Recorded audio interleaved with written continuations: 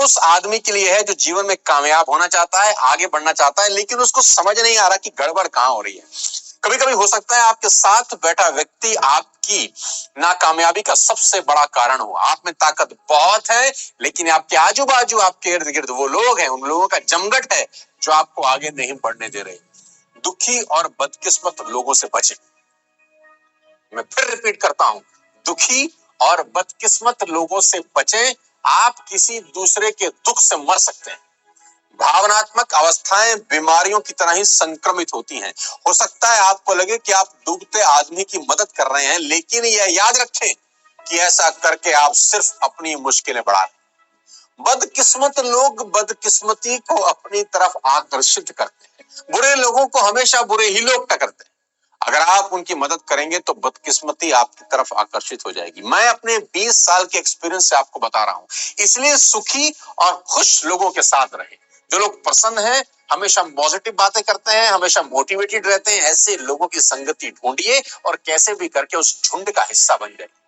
मैं आपकी कहानी सुनाना चाहता हूं कि एक कौवा एक बीज को अपनी चोंच में दबाकर घंटा घर के ऊपर से जा रहा है। एक कौवा एक बीज को अपनी चोंच में दबाकर घंटा घर के ऊपर से जा रहा है। तभी वो बीज उसकी चोंच से फिसल गया और घंटा घर के नीचे की दरार में गिर गया। बीज मरते मरते बच गया।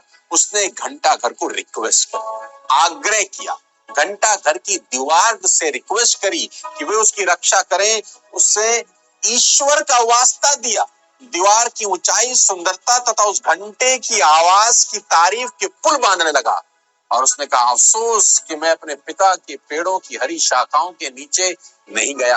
अफसोस कि मैं ऐसी जमीन पर नहीं गिरा जो पत्तियों से ढकी हो, लेकिन कम से कम आप तो मुझे सहारा दें। जब मैं उस चोंच में था तो मैंने कसम खाई थी कि अगर मैं बच गया तो अपनी बाकी जिंदगी एक छोटे से छेद में गुजार दूं। यह शब्द सुनकर दीवार को तरस आ गया और उसने उस बीज को वही शरण जहां वह गिरा था, कुछ ही समय में बीज की जड़ें निकल आई और बीज नीचे पत्थरों की दीवार के बीच में सेंध लगाने लगा और उन्हें दूर खिसकाने लगा। पेड़ की शाखाएं भी आसमान की तरफ बढ़ने लगी और जल्दी ही वह उस घंटा घर से ज्यादा बड़ा हो गया और उसकी गुथी हुई जड़ें इतनी मोटी हो गई कि वह दीवार को ही गिराने लगी और पुराने पत्थरों को उनकी जगह से दूर हटाने लगी। बहुत देर बाद जाकर दीवार को होश आया। ओहो, कि दया के कारण उसने अपने ही विनाश को आमंत्रित कर लिया।